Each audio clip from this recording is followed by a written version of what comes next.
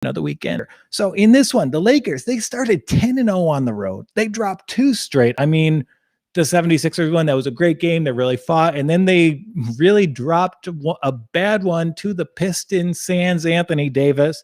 Anthony Davis is appearing on the injury report. I expect him to play here. And I also think, looking across this landscape, that it's a little too easy to back the Lakers here, right? Pull up the spread on this one, Sammy. Look at this line, because you think, oh, the Lakers, they're the best team in the NBA. They're coming off 2 straight losses. This is a correction there. They will probably be 2-point favorites, huh? It's very easy to back the Lakers here. It's very easy to envision them winning one on the road, but I think we're going to go the other way. Think about the human psychology of this. You are a successful enterprise. You are having a rough business trip. You have it in your capabilities to correct and get back to being the sort of operation that you need to be. But when's the time for that correction? Is it on the fly, heading into Boston with Anthony Davis coming off the mend? And, on the other side of the coin, Boston dropped a bad one in their last outing too. They fought back against the Spurs, and the Spurs proceeded to blow them out of the water in the last 2 minutes. So there is going to be a bad taste in their mouth.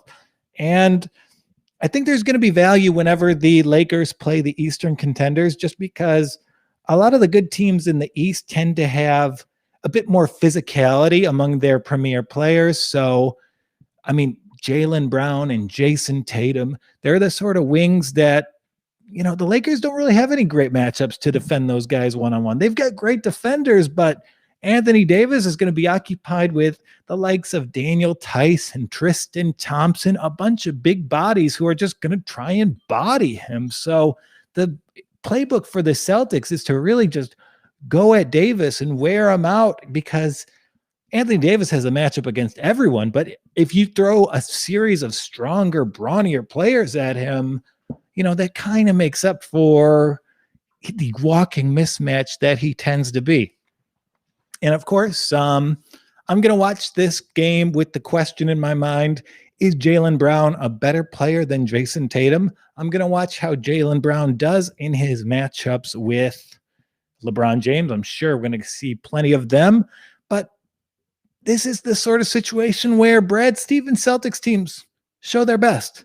I'm a little worried that they're still working back in Kemba. I know that is a big ask in terms of their playing style and what they're going to do down the stretch when it matters in some of these games. But I like the Celtics here. I like the under here as well. So that will be our first pick of the game.